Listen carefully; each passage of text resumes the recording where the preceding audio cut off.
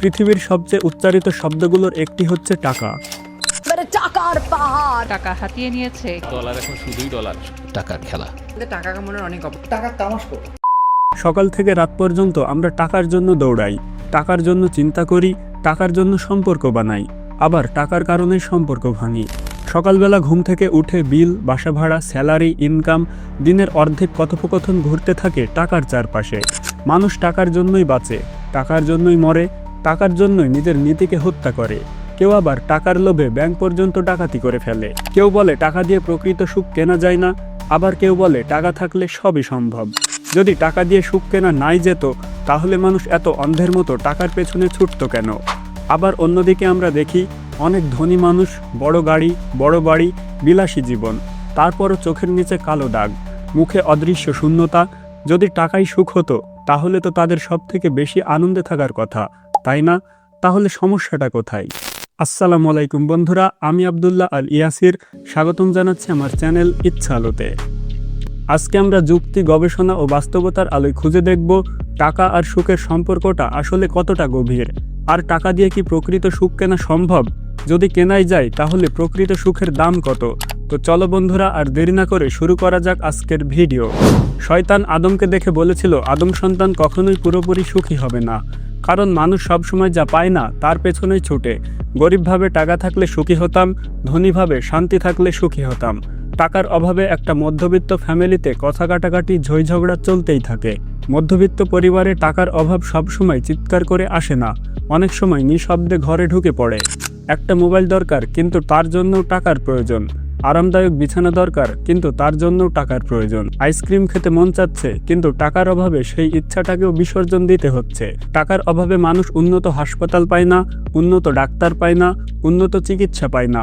ডাক্তারের চেম্বারের সামনে ঘন্টার পর ঘন্টা সিরিয়ালে দাঁড়িয়ে থেকে প্রেসক্রিপশন হাতে পাওয়ার পর যখন দেখা যায় এই টেস্ট, ওই টেস্ট, তারপর ওষুধ, তারপর অপারেশন, তখন মনে হতে থাকে এত টাকা আসবে কোথা থেকে? তখন টাকার অভাবে চিকিৎসা থেমে যায়, আর চিকিৎসার অভাবে তার জীবনটা ধুকে ধুকে শেষ হয়ে যায়। আবার ধরুন, একই পরিস্থিতিতে কারো হাতে পর্যাপ্ত টাকা আছে, রোগীকে ভালো হাসপাতালে ভর্তি করানো গেল, ভালো ডাক্তার দেখানো গেল, দ্রুত চিকিৎসা কাজ সম্পন্ন হলো এবং রোগীটিও সুস্থ হয়ে উঠল, নতুন একটা জীবন পেল।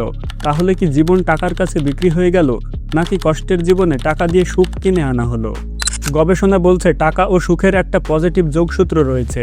এই যোগসূত্র নিয়ে গবেষণা করেছেন ইউনিভার্সিটি অব পেনিসিলভেনিয়ার হোয়াট স্কুলের সিনিয়র ফেলো ম্যাট কিলিংসওয়ার্থ। 18 থেকে 65 বছর বয়সী 33,269 মার্কিন নাগরিকের উপর একটি সমীক্ষা করা হয়।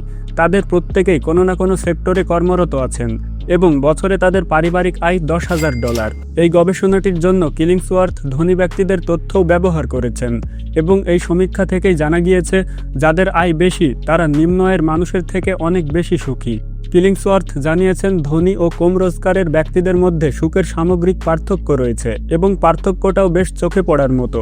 যাদের পর্যাপ্ত টাকা রয়েছে তারা জীবনে অনেক বেশি খুশি, যদিও সুখের অনেক মাপকাঠি রয়েছে, তারই মধ্যে একটি হলো টাকা। তাহলে প্রশ্নটা আবার করি, টাকা কি সুখ কিনতে পারে? সংক্ষেপে উত্তর হলো হ্যাঁ, পারে।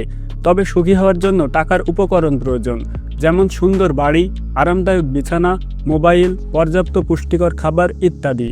টাকা সুখের সেই উপকরণগুলো কিনতে পারে, যার ফলস্বরূপ বলা যায় টাকা সুখ কিনতে পারে।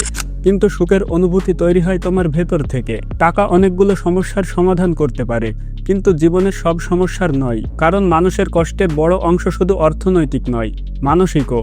একাকিত্ব, অবহেলা, বিশ্বাসঘাতকতা, আত্মসম্মানের ক্ষত, এসবের দাম বাজারে লেখা থাকে না, আর বাজারে কিনতেও পাওয়া যায় না। তুমি যদি চাও তাহলে তুমিও টাকা দিয়ে সুখ কিনতে পারবে। আসল ব্যাপার হলো টাকা দিয়ে কিভাবে সুখ কেনা যায় সেটি আগে চিনতে হবে। ধরো 1000 টাকা দিয়ে তুমি একজন দুস্থ মানুষের মুখে হাসি ফোটাতে পারবে, কিন্তু যার কাছে 50,000 টাকা আছে সে 50 জনের মুখে হাসি ফোটানোর সুযোগ পায়। এমনকি মাত্র 50 থেকে 100 টাকাতেও অনেক মানুষের মুখে আনন্দ এনে দেওয়া যায়। অর্থাৎ টাকার পরিমাণ যত বেশি, মানুষের উপকারের সুযোগও তত বেশি। একজন অসহায় মানুষকে সাহায্য করার যে আনন্দ, ক্ষুধার্ত কাউকে খাওয়ানোর যে তৃপ্তি, রিক্সা চালককে ভাড়ার সাথে কিছু বকশিশ দিয়ে তার মুখে হাসি দেখার যে প্রশান্তি, কিংবা একজন ভিক্ষুককে 10 টাকার বদলে 20 টাকা দিয়ে তাকে দ্বিগুণ খুশি করার যে অনুভূতি, এইসব কিন্তু টাকা দিয়েই সম্ভব। তেমনি অসুস্থ আত্মীয়ের চিকিৎসার খরচ বহন করে তার মন থেকে পাওয়া দোয়াটাও এক প্রকার সুখ, যা টাকা ছাড়া অর্জন করা কঠিন। শেষ পর্যন্ত money can not buy happiness আর মানি ক্যান বাই হ্যাপিনেস এই দুইটা আংশিক সত্য। টাকা ছাড়া বাঁচা কঠিন, কিন্তু শুধু টাকা নিয়েও বাঁচা অসম্পূর্ণ। সুখ কিনতে হলে শুধু টাকা থাকলেই হবে না, জানতে হবে টাকাটা কোথায় খরচ করলে সেটা আনন্দে রূপ নেবে। কারণ টাকা শক্তি, আর শক্তি দিয়ে তুমি যেমন ধ্বংস করতে পারো তেমনি আলো জ্বালাতেও পারো। এখন প্রশ্নটা তোমার জন্য, তুমি কি টাকার দাস হয়ে বাঁচবে, নাকি টাকাকে তোমার সুখের একটি হাতিয়ার বানাবে? তো বন্ধুরা, এতক্ষণ সাথে থাকার জন্য ধন্যবাদ। দেখা হবে পরবর্তী কোনো ভিডিওতে। সকলে সুস্থ থাকবে, ভালো থাকবে, নিজের খেয়াল নেবে। আল্লাহ হাফেজ।